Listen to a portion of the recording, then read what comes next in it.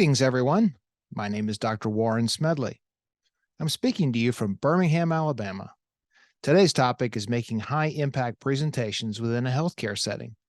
We're going to go over some tips and tricks that may help you become more effective in making both formal and informal presentations. Your professor, Mara Bloom, and I are longtime friends and colleagues, and she has asked me to share some thoughts on how healthcare leaders can enhance their presentation skills. I'm a healthcare administrator, just like many of you are, and like all administrators, we have to make a lot of presentations. The fear of public speaking is called glossophobia. There's actually a name for it. It's the number one fear that most people have. 77% of the population has some level of anxiety regarding public speaking. Some of that may come from inherently we have this fear of being stared at. A direct gaze can signal dominance or threat, and we have become hypersensitive as human beings to being gazed at. We're afraid that if people are gazing at us, that something bad might happen. Out of that 77%, 7% of Americans fear public speaking to a clinically debilitating level. And females slightly higher than males, but both having a significant issue with that in that 7%.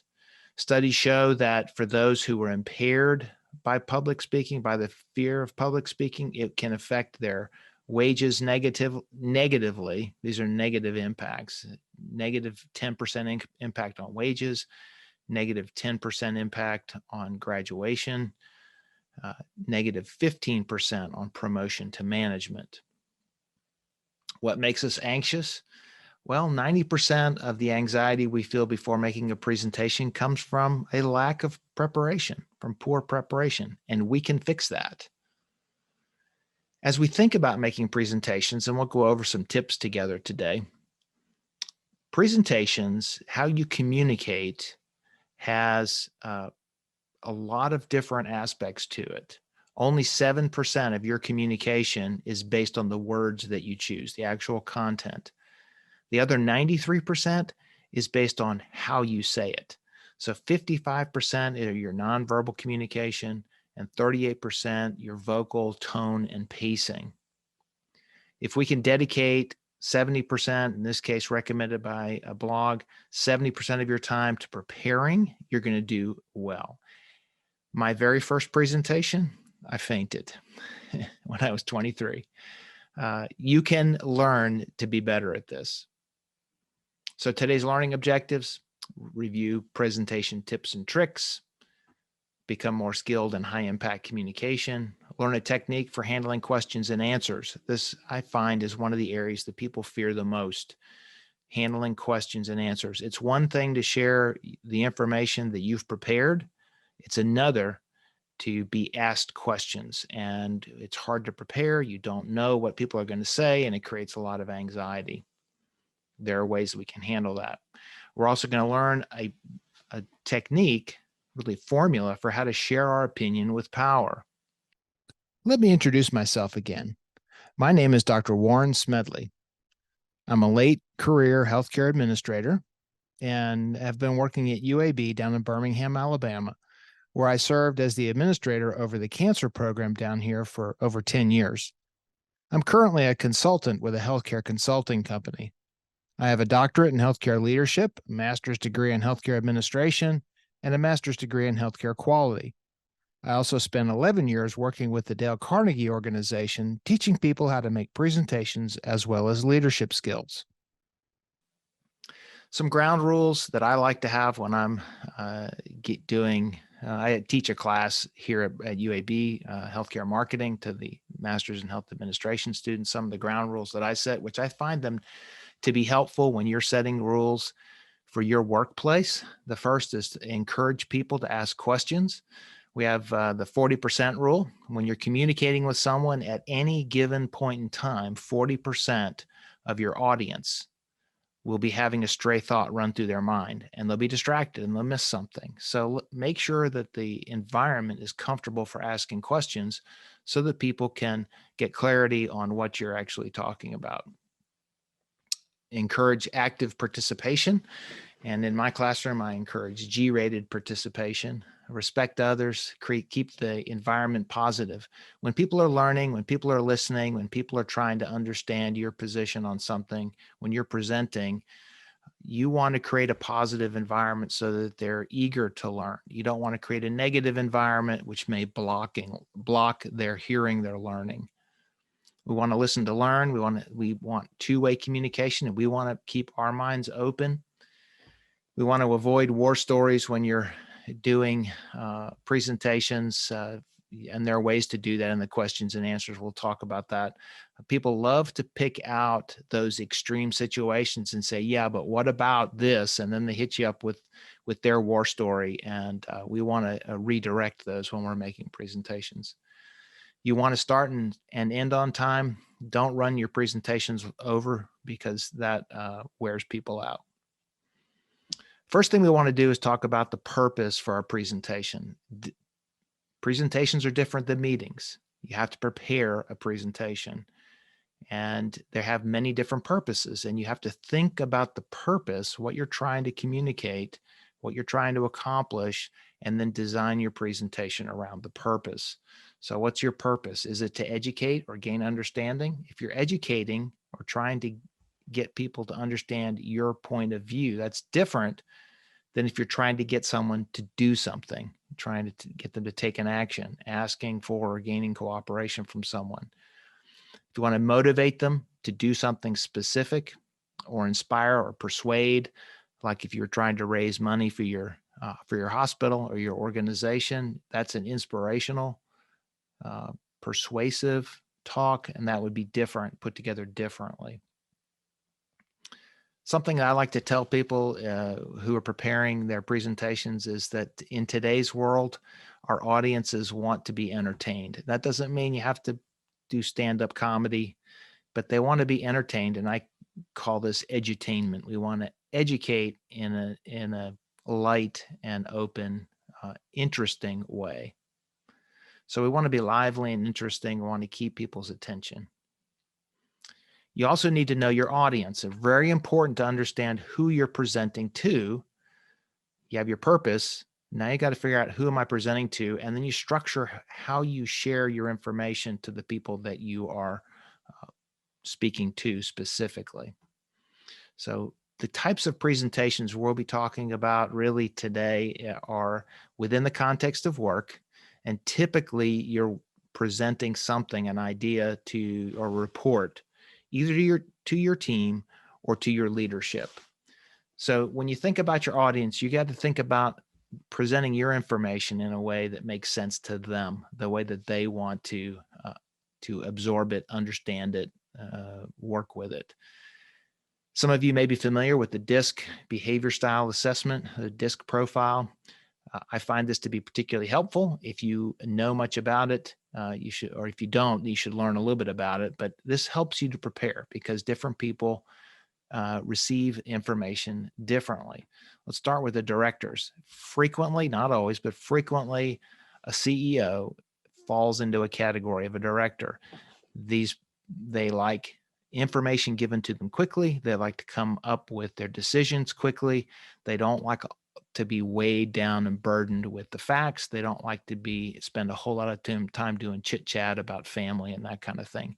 They want to get right to the point. They want just the facts to make the decision and move on to the next thing. Frequently, you'll find that your financial team, if you're presenting something to the financial team, they are more in this conscientious analyst category, and they are much more interested in the detail. They're going to want the detail. So if you're presenting to the finance team, prepare your presentation with extra detail, extra numbers, extra care around the numbers, making sure that your numbers are correct. Spend time there. Give them time to absorb. In fact, it's really good if you can give them a preview ahead of time so they can actually look at the numbers or the data to be prepared for the presentation. Do that, but make sure you've got lots of information. Your influencers, frequently they may be human resources or marketing people. they actually like to think out loud. So they're going to want time to ask questions, to think out loud. They're going to process, typically will process verbally, and they'll help think things through verbally. So give them an opportunity to think things through. They're not super on detail, but they like to talk out loud, think out loud. Stabilizers, a lot of times your pediatricians, your primary care, family physicians are going to be people who are very concerned about fairness and very concerned about um, making sure that everybody has a chance to participate, and they're going to want to think, they're going to be quiet. They're probably not going to ask a whole lot of questions. So you may have to be prepared to help them ask important questions because they have them. They just may not be willing to ask them. As you prepare for your presentation, here are a few tips. Be prepared personally. Now, you have every right to be confident because this is your material. So people are naturally nervous. Nervous is normal, but you have every right to be confident. This is your material. You own it. You've prepared it. If you've prepared it yourself and you've thought about it, you've been thoughtful, you've earned the right to share it. So be confident in that. No one cares how much you know until they know how much you care. So just getting up there and vomiting your information on people is not helpful. Make sure that people know that you're sincere, that you're interested in everybody's well-being. Practice, yes. Memorize, no. You keep notes handy, but I've seen lots of people memorize their presentations. They get nervous. They get up in front of the group. They get up in front of the board of trustees, and they freeze and they forget. They don't have notes. They've memorized and they can't remember where they are, and they lose their place. It usually doesn't flow well if you've memorized. Practice it, yes. Know where you're going, yes. Keep your notes handy, yes. Try not to memorize. Be yourself. Don't try to put on some show that's not you. Be you. Be yourself. And do a quick hair and teeth check. I judge a case competition for the Masters in Health Administration program every year. And it's amazing how distracting these professional teams, these students will get up and they'll be all nervous and ready to go. And they won't have checked that their hair is straight or that their tie is straight. And they'll get up there, and it's amazing how distracting that is when someone hasn't taken the time. So get someone to, make sure that you're together. When you make your presentation, never, please, never apologize for being unprepared or being nervous. You may be nervous. You may be unprepared. This may be a very impromptu presentation, but never tell people that for this reason. They don't know. They don't know that you're unprepared. They don't know that you're nervous. And until you tell them, they might try to guess it, but they don't know. And you don't need to apologize for that. Jokes rarely work, and unless you're gifted, I would skip them. If you're gifted at telling jokes, that's fine, but for most of us, jokes fall flat. I will occasionally throw things in. You may be able to find a picture or a cartoon, as long as it's not too complicated, that you could throw in to lighten things up, because again, people like to be entertained as they go, but don't try telling a joke. Always begin with an attention-getting opener. Use something to get started and get people in. You got 15 seconds to catch people's attention, especially if you're making a presentation to the board of trustees or to the executive committee, and they've got 3 hours of presentations and your 15-minute presentation falls right in the middle of it. They're bored. They're not paying attention. You got 15 seconds to catch their attention. Kind of like we did in starting this lecture with the 77% of people being afraid of speaking. Start with an attention-getting opener. It could be a startling statement or a critical fact, something you read in the newspaper or heard on the radio. Could be a compelling question. Ask a question that supports what you're about to say. Tell a story. People love to hear stories, and stories are great when you can incorporate them into your presentation. Tell little anecdotes. Tell about a patient. Tell about an organization that provided support or a way that your organization supported someone. Avoid the claw. Now, this is something that people do all the time. This is body language. Remember in the beginning, we talked about body language being 55% of your communication. This is a TED Talk, and you can see the presenter is holding his hand in a claw-like fashion. And they're showing him on the screen there behind him. That claw looks aggressive. It looks angry.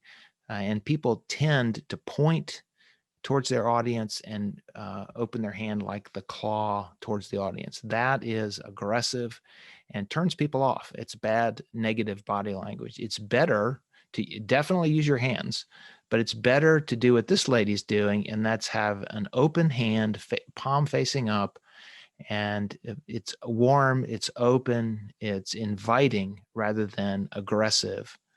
So avoid the claw. When you're putting your PowerPoint together, generally speaking, there's the 6x6 rule. Try, if you can, it's not possible all the time, but try if you can to have no more than 6 lines on your slide and no more than 6 words per line. It's not always possible. I violate it here today, but when you can, it helps you to be more succinct. It helps your audience to follow what you're talking about. They don't get lost. It's not difficult to read. And your PowerPoint should not be the presentation. You should be making the presentation. Your PowerPoint should just support your presentation. And the biggest fear people have is that they're going to make some kind of a mistake. I learned early on that if you lay an egg, step back, admire it, admit it, and then just move on and forget about it. Make a mistake, sorry, made a mistake, and then move on. Try to forget about it. People are very forgiving because they know that they're going to make mistakes when it's their turn. People are very forgiving if you just move on. Don't worry about it. It's not that big of a deal. Somebody important, Dr. Malcolm Knowles, wrote a book. He wrote many books, but in 1984 wrote a book about adult learning theory. A few things to keep in mind when you're thinking about how adults receive information. Adults want some control over their learning experience. They learn more effectively through guided discussion. So if you can involve them in the process in your presentation, that's good. They learn best when they have a need to learn. So if you can make it compelling. And adults have different learning styles. Some learn by seeing, some learn by hearing, some learn by doing. And all 3 of those, if you can incorporate them in your presentation, some visual, some auditory, some activities where they're actually thinking or moving is helpful. Some of his basic principles, Dr. Knowles' basic principles: adults need to understand the purpose and objectives of the presentation. Your environment, to the extent that you can control it, should be friendly, relaxed, and involve all the senses. Adults should be encouraged to participate and accept responsibility for being engaged. So get them involved. Presenters, this is us, should relate to and make use of audience experience. So if you know people in your audience, point out things that they've done and engage them that way by reflecting on the things that experience around the table has brought to the organization. Let's take a moment and talk about handling questions and answers, because this creates a lot of anxiety for people. What if I get grilled? I can give my information, but what if I get grilled at the end and I don't know how to handle it? I thought this picture was fun. Can you imagine going to an actuary conference? That would be really fun, wouldn't it? So when you ask a question, or when a question is asked, give people time to think. This is hard, but if you ask the audience a question, you have to be willing to step back and let them think and then come up with the question. Never drill down on someone. So if you're going to respond, try to respond to the entire audience rather than really drilling down into one individual. It makes them, back to that gazing at people. We get uncomfortable if we get gazed upon. So if you're answering a question, or having a dialogue, try to speak to the entire audience. Don't grade questions. You'll hear this all the time. Somebody will say, "Oh, that's a great question." And then you get trapped, because if the next person asks a question and you don't say it's a great question, it makes them feel like their question wasn't worthy. Everybody has good questions. There's really no such thing as a bad question, because everybody wants to understand or needs to understand. So if we don't grade individual questions, we don't get ourselves into trouble. It's okay to say, I don't know. If you don't know the answer, don't be thrown off by that. Telling people that you're willing to find out and get back to them is good. That's not a problem. So how do we start with handling questions and answers? Everybody has questions. The point here is get people to share them. So you start with asking your audience who has the first question. So we would start, when you finish your presentation, you would start and open up the questions and answers time by saying, we have time for questions and answers. And if you have 5 minutes, you say, we have 5 minutes for questions and answers. And make sure you say questions and answers, because answers is what people are looking for. And we always begin with who has the first question. You make the assumption that somebody has a question. Who has the first question? And typically what I'll do is I'll actually raise my hand to show them how to signal that they have a question. So I'll raise my hand and say, okay, who has the first question? As the questions and answers time rolls on, who has the next question? And so on until you're out of time. Then listen carefully to what people say. If you're not sure how to respond quickly, it's fine to repeat it or paraphrase the question. That gives you a little bit of time to think about it. It helps you to clarify and understand the actual question. If it's necessary, you can actually paraphrase it in a way that's easier for you to answer. So to sort of re-paraphrase it, pairing the question. If it's a big, huge, bold question that's very broad and could be answered a lot of different ways, you could kind of narrow it down by paraphrasing. Well, what I hear you saying is, and then zero in on the part that you are comfortable answering. And then, of course, respond. How do you end the questions and answers? So you get down to your final moments. You say, okay, we have time for one more question. Who has the final question? And again, raise your hand to show them how. If there are no questions, something that you might consider is being prepared with a question or two of your own, things that you would like to talk about, or things that you anticipate people would have as a question. Maybe they haven't thought of it, but they will have it later. And you can actually say, well, something that I thought of that I was prepared to answer, somebody might ask this question, and then you state the question and answer it yourself. That's really helpful if you have some point that you've either prepared to answer or you think would be important to share at that point. You can actually insert your own question in there. And then you want to restate the important point of whatever your presentation was. So your presentation, you're asking for funding for something, or you're asking for staffing for something. And now you've had questions and answers, and people have kind of been distracted from whatever you asked for. So restate your closing points and then finish with that. One more tool technique that I'd like to share with you, and we'll actually have a chance to kind of talk through this together in a practice setting in the class time together, is how do we handle a difference of opinion? So rarely do we actually have 100% agreement on everything. That's unusual. People's opinions are slightly different about how you should do things.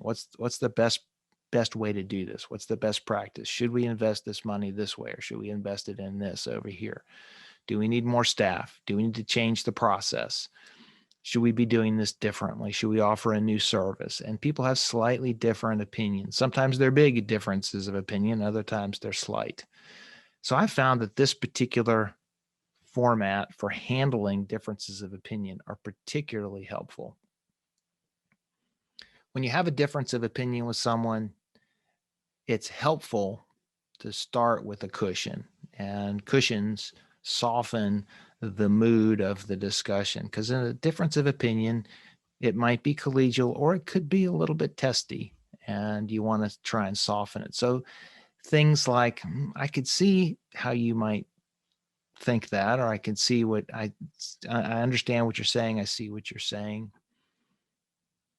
How about if we consider this, or let's consider this? I can appreciate your perspective. I can appreciate what you're saying. Have you considered this aspect of this particular situation? And what do you think would happen if this? Now, of course, you choose the type of cushion that is appropriate for the setting and for the conversation. But the idea here is to acknowledge the other person, acknowledge that they have their opinion, and then gently transition over to sharing your opinion on this. And it may be that you're making the presentation and someone else stands up with a different opinion and you now have to reply back. Or maybe somebody else is making the presentation and they've asked for feedback, and now you have to give a difference of opinion. Compare this idea with that idea. Okay, there's some words that we want to avoid when we have a difference of opinion. Try to avoid these words. Please don't tell people directly to their face that they're wrong.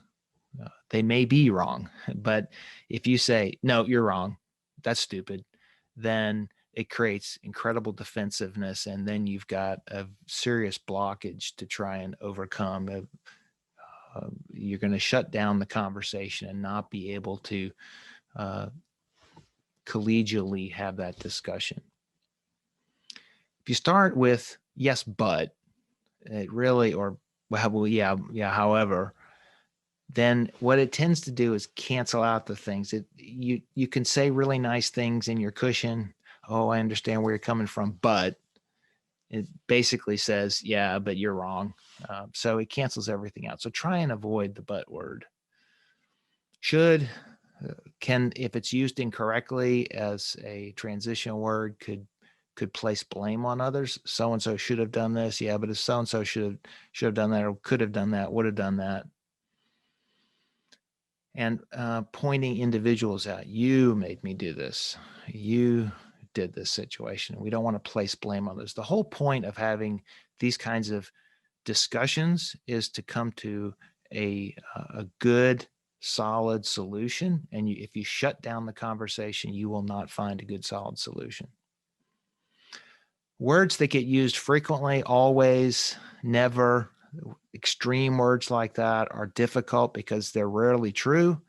And all somebody's got to do to poke a hole in that argument is say, well, here, this one time, if you say, you always do this, you always say that. Well, all they have to do is find that one time that they didn't, and then you're on the defensive. It's better to just leave that word out, and we'll show you a formula of how to deal with this. Never, same thing.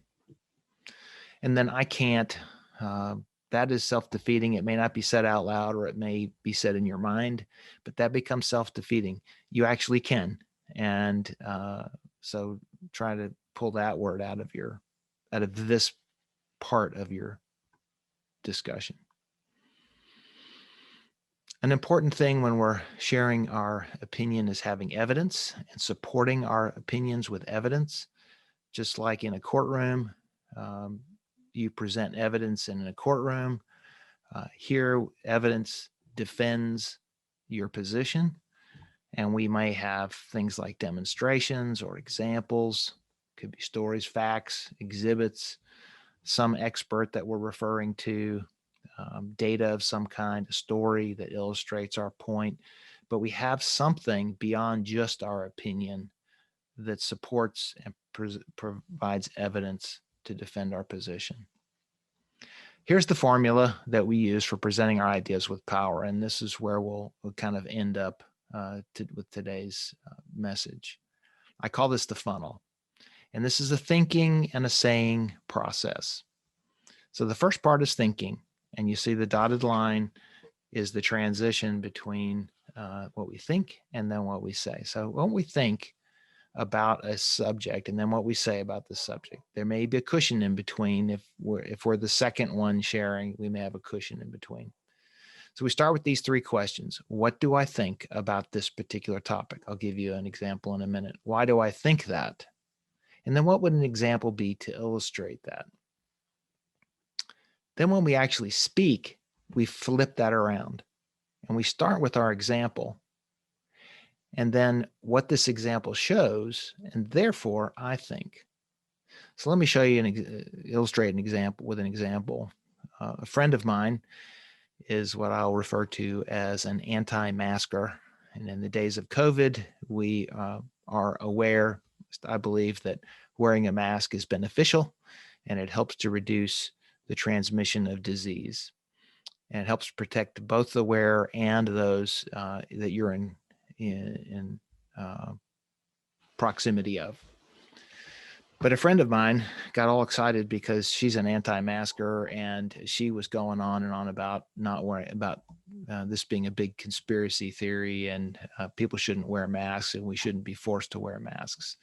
So I thought to myself, what do I think about that? Well, this is all taking place in my mind. Well, I disagree. I think that wearing masks is good. It's not perfect, but it's good. It's helpful. It prevents disease. Why do I think that? Well, I've read a lot of articles about it. I've read a lot of the actual research about it.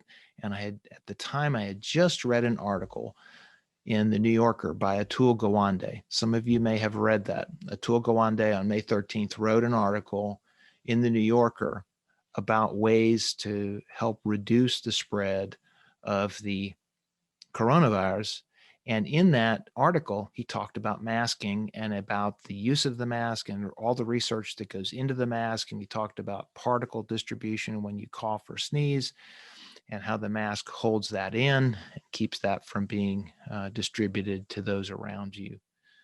So that was what I recalled in my head.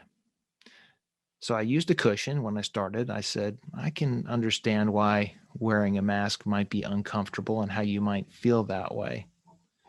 Let me share an example with you. I just read an article by Atul Gawande, and he's a famous surgeon. He's very well known and very reliable. And he wrote in the New Yorker, and I went through the article with her, and I said, I think this example shows that there's a lot of research out there, scientific evidence that masking really helps. Therefore, I think we should be wearing masks when we're in public to reduce the spread of the coronavirus. And then I actually shared with her a handful of articles. It shut her down. She stopped. So that's how that tool works. We're going to, when we get together in class later in this week, we're going to have an opportunity to practice that, kind of think it, talk it through. There'll be an example scenario and